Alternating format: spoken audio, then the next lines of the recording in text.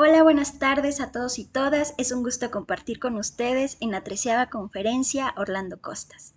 Esta tarde abordaremos la importancia de la defensa de los derechos de las personas en medio de un contexto de crisis y de violencia medioambiental y social. Pero, ¿qué relación tiene esta crisis medioambiental con la violación de los derechos de las personas? Dar respuesta a esta pregunta no es tan sencillo. Para ello tendremos que ver qué está pasando en la creación o en la casa común. Muchas veces vemos y escuchamos por todos lados sobre la necesidad de cambiar nuestros hábitos para contrarrestar el cambio climático. Sin embargo, en los miles o millones de años que lleva la creación, los cambios climáticos han sido constantes, y esto debido a diferentes factores, generalmente externos. La mayoría de estas veces han sido etapas de enfriamiento alternadas con leves momentos más cálidos. Sin embargo, en esta ocasión las razones por las que se da este cambio climático, o como podríamos definirlo mejor, calentamiento global, es resultado exclusivamente de la vida en el planeta, particularmente por la actividad humana, y de todos los miles de años que lleva la vida humana, es en los últimos 2 siglos que hemos causado daños casi irreparables. En los últimos años hemos presenciado las siguientes situaciones. La mitad de China sufre una fuerte sequía que incluye la meseta del Tíbet. La peor sequía de Italia en 70 años ha dejado al descubierto los pilares de un antiguo puente sobre el río Tíber. Unas 300 toneladas de peces muertos fueron sacados del río Oder, que separa a Alemania y Polonia, en un desastre ambiental que podría estar relacionada con una alga tóxica. Además de esto, los incendios en Amazonía brasileña registraron un récord en casi 15 años el año pasado. 3.358 incendios el 22 de agosto del 2022, el número más alto para un día desde septiembre del 2007. El 20% de la Amazonía ha desaparecido en solo 50 años. Grecia y Turquía sufren lluvias torrenciales en septiembre del 2023. El 90% de las aves marinas del mundo tienen fragmentos de plástico en el estómago. En 1960 esta cifra representaba solo el 5%. Las poblaciones de agua dulce en particular han disminuido en un 83% desde 1970. Habitantes de Cardi-Subtupu en Panamá serán trasladados al continente a finales del 2023 como consecuencia del aumento en el nivel del mar ocasionado por el calentamiento global. Sin duda que estas son cifras alarmantes.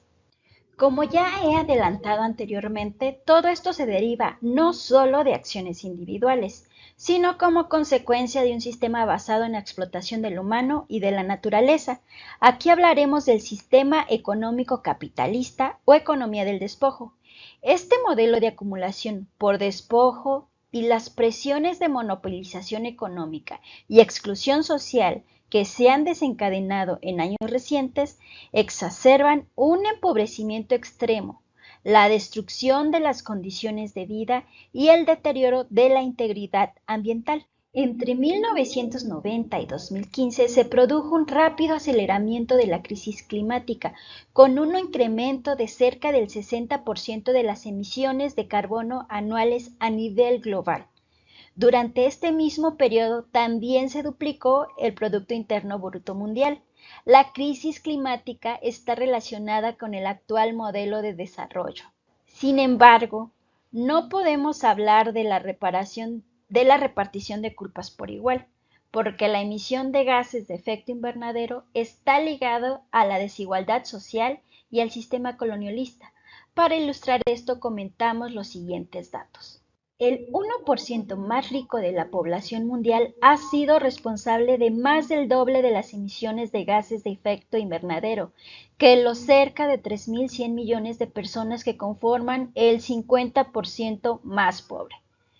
De esto, el 10% más rico de la población mundial, aproximadamente 360 millones de personas, generó el 52% de las emisiones de carbono acumuladas, consumiendo casi un tercio del presupuesto global de carbono tan solo durante estos 25 años. Mientras tanto, el 50% más pobre de la población mundial, aproximadamente 3.100 millones de personas, generó tan solo el 7% de emisiones acumuladas, consumiendo únicamente el 4% del presupuesto de carbono disponible. Sin duda que estos datos son un llamado a cuestionarnos si el sistema actual realmente ayuda a mejorar la calidad de vida de las personas. En este mapa muestra cuáles países consumen más recursos naturales en la escala de hectáreas globales, esto por persona. Esta unidad es utilizada para medir el impacto del consumo humano en el mundo. La diferencia entre el sur global y el norte global es obvia, y esto se contrapone a lo que abordaremos a continuación. Crisis medioambiental y derechos de las personas. De acuerdo a la investigación de Global Witness, los países del hemisferio sur, también llamados del sur global, son los más afectados por la crisis climática debido a la falta de recursos y de infraestructura para combatir el calentamiento global y sus consecuencias. La Red Compass, con el apoyo de nuestro hermano José Luis Magaña, está realizando una investigación sobre la situación de los derechos colectivos de los pueblos y la naturaleza en América Latina. Varios de los datos que les compartiré a continuación están incluidos en esta investigación que estaremos difundiendo más adelante. Las personas defensoras del medio ambiente y la naturaleza en América Latina que se oponen a proyectos extractivos como minería, hidroeléctricas, agroindustrias o de infraestructura enfrentan cierto tipo de agresiones que buscan silenciar y reprimir, tales como violencia física. Esta se refiere al uso de la fuerza, ya sea letal o no, para causar daño, intimidación o muerte a las personas defensoras. Este tipo de actos son cometidos por agentes estatales o sicarios. Judicialización. En esto se hace el uso indebido del sistema de justicia para perseguir, procesar o encarcelar a personas defensoras por su labor legítima. Estigmatización. Esto a través del uso de discursos para deslegitimar, descalificar o difamar a las personas defensoras. Ejemplos de esto incluyen acusación de terrorismo, sabotaje, delincuencia, corrupción, etc. En su informe anual, que pueden encontrar en Internet, Global Witness denuncia que la crisis climática se convierte en una crisis humanitaria que prioriza los beneficios económicos por encima de los derechos humanos e impulsa la violencia contra las personas defensoras del medio ambiente. Para visibilizar esto es necesario comentar algunas estadísticas. De los 227 asesinatos de defensores del territorio registrados en el 2020, 226 tuvieron lugar en países de América Latina. En el 2021, más de las 3/4 partes de los ataques registrados en el mundo hacia las personas defensoras del medio ambiente ocurrieron en América Latina, y el sector industrial más letal para defensores del medio ambiente es la minería.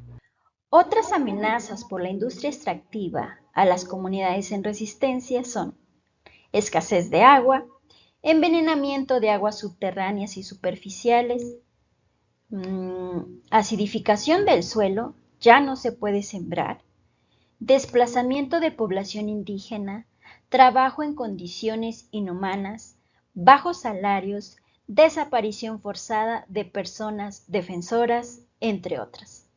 En este contexto de violencia a personas defensoras, es importante mencionar los instrumentos de protección a defensores de los derechos humanos, como la Declaración de las Naciones Unidas sobre los Defensores de los Derechos Humanos, donde se reconoce la importancia de los defensores de derechos humanos y establece el derecho a la protección y reconocimiento de su labor.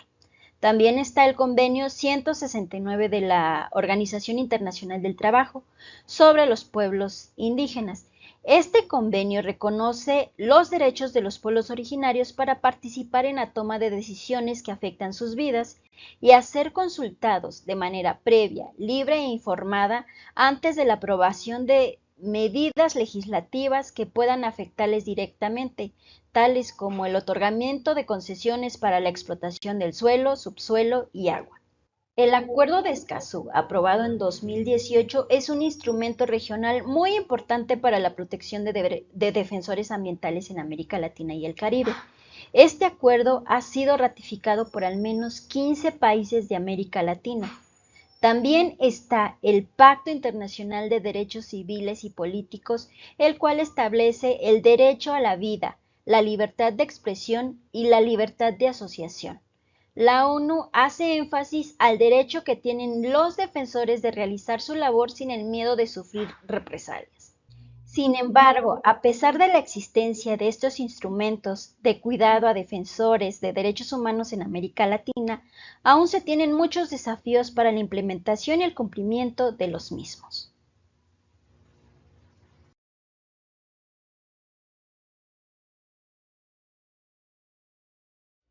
Reciban un saludo desde Vega Baja, Puerto Rico. Después de ver la impresionante presentación de nuestra hermana Anabel Guerrero, se hace evidente que hay un sector de la humanidad que ha ejercido y sigue ejerciendo un daño profundo a nuestra casa común sin enfrentar consecuencias. Frente a esta realidad es fundamental cuestionarnos como género humano. ¿Cómo hemos permitido esto? Podríamos escoger numerosas razones, causas o excusas para evadir nuestra responsabilidad, pero como personas de fe comprendemos que en última instancia, si no respondemos a esta interrogante, rendiremos cuenta ante aquel que nos encomendó el cuidado de su creación. Una manera de abordar o enfrentar esta cuestión es a través del concepto de la indiferencia. ¿Qué significa la indiferencia? ¿Por qué la indiferencia? La indiferencia refleja nuestra parcialidad, exige nuestros valores y marca la frontera entre lo profano y lo sagrado en nuestra percepción. Desde nuestra perspectiva cristiana, la indiferencia se erige como un pecado pasivo, una forma de complicidad que en última instancia adquiere un carácter delictivo. Quienes optan por aislarse en una burbuja o desviar la mirada de la realidad descrita por Anabel manifiestan indiferencia, ya que optan por no involucrarse en la solución del problema que nuestra hermana ha expuesto. Esta actitud emerge porque consideran el tema como algo profano, preservando así la sacralidad de su burbuja.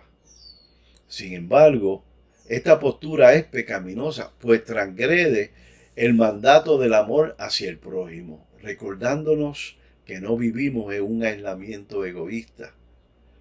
Tanto individuos como naciones y sus gobiernos, ciertos aspectos son considerados sagrados, mientras que otros se ven como profanos.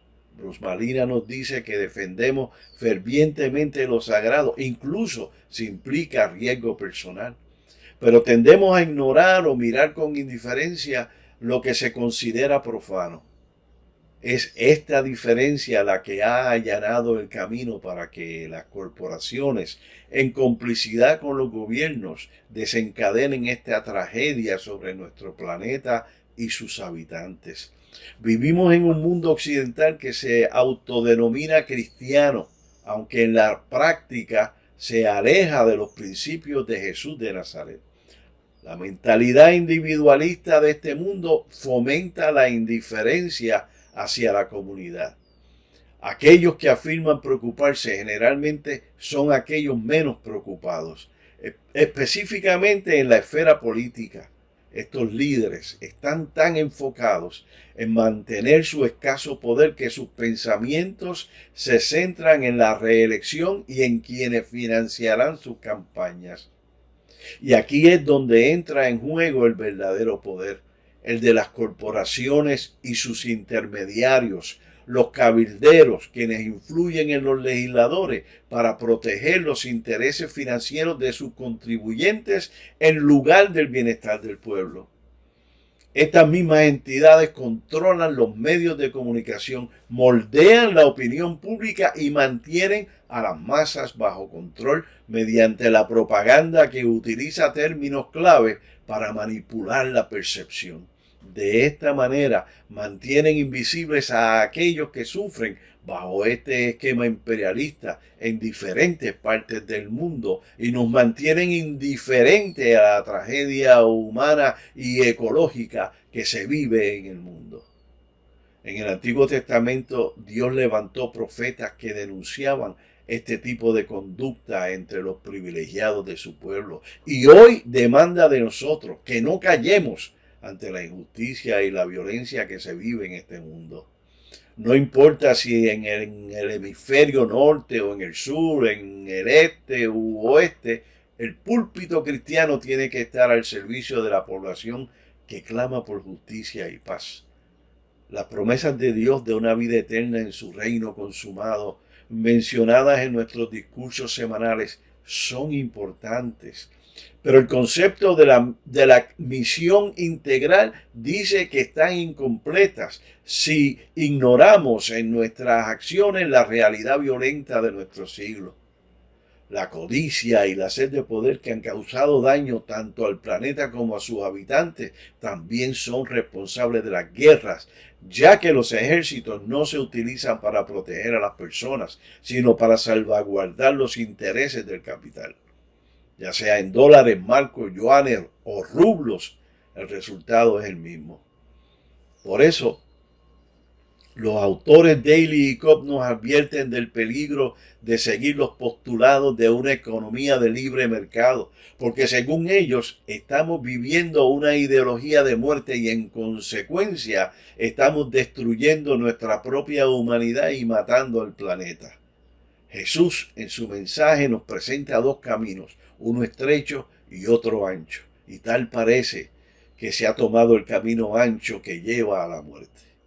Entonces, ante una situación tan cuesta arriba, ¿qué podemos hacer? Pienso que podemos perseverar en la fe que obra por amor en el contexto del conocimiento de Dios. Gustavo Gutiérrez decía que para conocer a Dios y a amar a Dios es necesario conocer las condiciones necesarias de la vida de los pobres hoy y transformar radicalmente la sociedad que los fabrica. Entonces no es suficiente conocer y orar, sino que hay que involucrarse aunque no veamos inmediatamente los resultados deseados. Durante una conferencia en Puerto Rico, en una convención de bautistas por la paz, se discutió la necesidad de desarrollar una teología capaz de abordar el tema de la exclusión, que también es parte de esta lucha. Ante la pregunta de cómo lograrlo, la profesora Agustina Lubin Núñez definió esta lucha como una utopía que paradójicamente se aleja a medida que creemos acercarnos. Hay que entender que hay esfuerzos cuyos resultados no vemos en el momento, pero son semillas para lo que otras generaciones habrán de cosechar. En el libro de Apocalipsis 6, 9 al 11 se describe a una multitud que clama por justicia diciendo: ¿hasta cuándo, Señor, santo y verdadero, no juzgas y vengas nuestra sangre en los que moran en la tierra? Y se les dijo que descansasen todavía un poco de tiempo, hasta que se completara el número de sus consiervos y sus hermanos, que también habían de ser muertos como ellos. Todavía ese número no se completa y se siguen añadiendo hermanos defensores a esa lista de forma continua e impune en nuestro continente.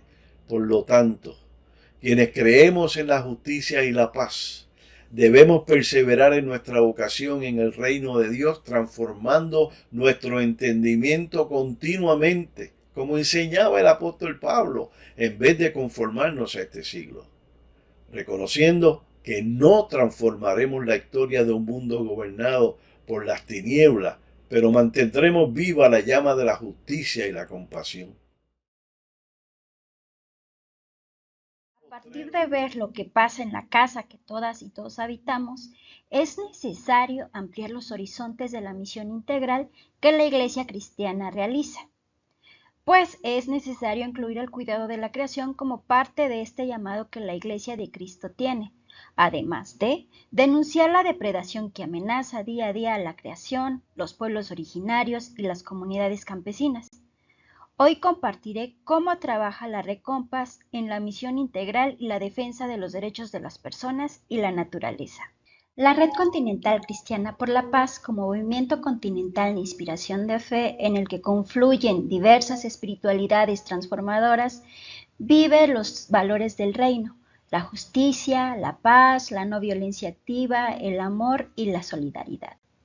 En un mundo asignado por un modelo de desarrollo violento y excluyente, de despojo colonial y patriarcal, Red Compass pone en el centro a la creación y en ella a la gente más empobrecida y marginada. Desde el acompañamiento, el empoderamiento, la incidencia política y la promoción de la organización para una vida digna y un buen vivir. Compartimos la defensa de la rebelde alegría de los pueblos originarios y campesinos, desde un enfoque de derechos humanos y ecología integral. ¿Qué queremos lograr a partir de esto?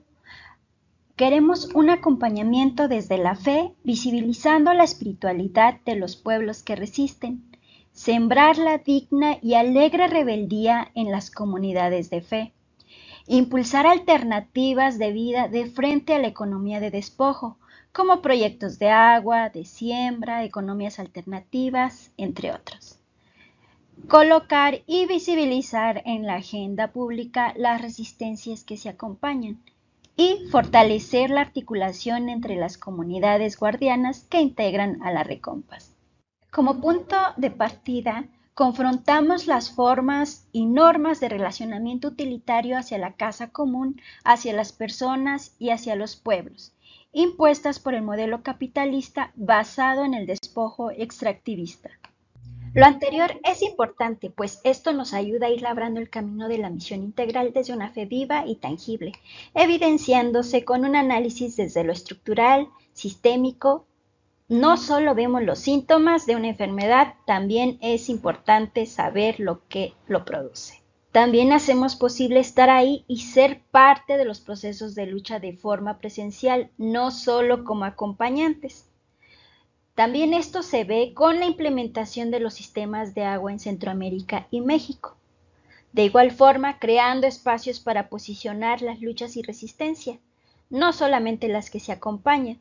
Esto podemos verlo en años anteriores, visibilizando las violaciones por parte del Estado en Ecuador y en Colombia. También siendo una red continental, teniendo presencia en Puerto Rico, República Dominicana, Honduras, Guatemala, El Salvador, Ecuador, México y ahora sumándose Estados Unidos. También porque buscamos formas de cómo abordar y conectar a las iglesias en un contexto donde menguan articulaciones ecuménicas en Latinoamérica, esto sigue siendo muy importante. Actualmente, la Red Compass está dirigida por un equipo colegiado y desde la diversidad, integrado por 3 mujeres, una afrodescendiente, una boricua y una ñosabi. Nuestros valores están definidos, aunque también estamos dispuestos a seguir aprendiendo de las comunidades guardianas. También generamos materiales para las comunidades de fe y éstas sean sensibles a la defensa de la creación por las comunidades guardianas. Y finalmente, con procesos formativos desde la educación popular dirigidos a comunidades guardianas y comunidades de fe. ¿Cuál es el llamado que la Red Compass tiene a quienes están en la conferencia Orlando Costas? Es indispensable conocer la raíz del daño. Cambiemos la lógica y conceptos de desarrollo, progreso, recursos naturales, materias primas, etc., a bienes comunes, bienes colectivos, cuidado de la casa común o cuidado de la creación. También construyendo relaciones no utilitarias con otras personas, con la tierra y con los seres con los que compartimos el espacio. Hacemos un llamado a habitar la tierra humanamente o cristianamente, es decir, reconocer al otro y la otra como sujetos. También reconociendo a la tierra como sujeto de derecho, es decir, buscando incidir en nuestras comunidades para que se reconozcan los derechos de la naturaleza. La nueva misión integral es crear nuevos horizontes donde sumamos fuerzas para actuar juntos por la paz, con los que investigan lo que perturba la paz, con los que educan por la paz, con los que movilizan fuerzas para avanzar por la paz, donde fortalecemos la articulación de trabajadores de la paz. Y ser parte del grupo al que en el día postrero el Señor le dirá: venid, benditos de mi Padre, heredad del reino preparado para vosotros desde la fundación del mundo. Que Dios nos ilumine para hacer su voluntad. Y bueno, para ejemplificar todo esto que hemos visto, a continuación queremos compartirles la experiencia de un país y de la Iglesia Bautista en Puerto Rico y cómo ha sido este caminar de la Recompas en Puerto Rico, desde los procesos formativos hasta la integración de la comunidad o de esta iglesia en las resistencias de las comunidades. La historia de Recompás en Puerto Rico es un testimonio inspirador de cómo la fe y el compromiso pueden unirse para crear un impacto significativo en la comunidad. Su origen se remonta al año 2019 durante el Simposio Misiológico de Puerto Rico, un evento que tuvo lugar en medio de la pandemia. En ese momento, el pastor Mario Rodas y nuestra amada hermana Felicita Burgos asistieron a un taller dirigido por el coordinador de Recompás, Ricardo Mayor. Fue en ese taller donde Dios les infundió la inspiración y la pasión para convertir a Recompás de Puerto Rico en una realidad. El 11 de septiembre del 2020 marcó el inicio de Recompás en Puerto Rico y desde entonces la organización ha estado en constante acción, siguiendo la guía divina y el llamado en sus corazones. Durante estos 3 años, Recompás ha apoyado causas cruciales en comunidades afectadas por la carbonera AES, que es una empresa generadora de energía eléctrica en el sur de Puerto Rico, que ha estado operando en Guayama, contaminando el aire, el acuífero del sur y el mar durante 2 décadas, en complicidad con las autoridades locales. Además, Recompás ha promovido la propuesta hacia una economía de generación circular, presentando una hoja de ruta para un manejo responsable de los residuos sólidos en Puerto Rico. También ha brindado apoyo al Frente contra los Reactores Nucleares, ha abogado por la energía renovable distribuida a través de la propuesta Queremos Sol y ha respaldado comunidades que se oponen a la operación de la planta de gas metano New Fortress en San Juan, así como los campamentos que defienden las zonas marítimo-terrestres a lo largo de toda la costa norte de Puerto Rico. Durante su existencia, Recompás ha empleado diversos medios para avanzar en sus causas, incluyendo el trabajo con legisladores de distintos partidos políticos, conferencias de prensa, orientaciones en radio, actividades comunitarias, cartas, ponencias y otras gestiones. Su compromiso y dedicación a la justicia y la paz han llevado a un hito importante: su registro como una corporación sin fines de lucro en el Departamento de Estado en mayo del 2023. Esta historia es un recordatorio de que Dios traza el camino de Recompás y es su voluntad la que se cumple a través de la acción y el espíritu de quienes se unen para trabajar por un mundo más justo y pacífico. Recompás en Puerto Rico es un faro de esperanza y un ejemplo de cómo la fe puede traducirse en acciones concretas para el bienestar de la comunidad. A Él sea la gloria. Que Dios les bendiga.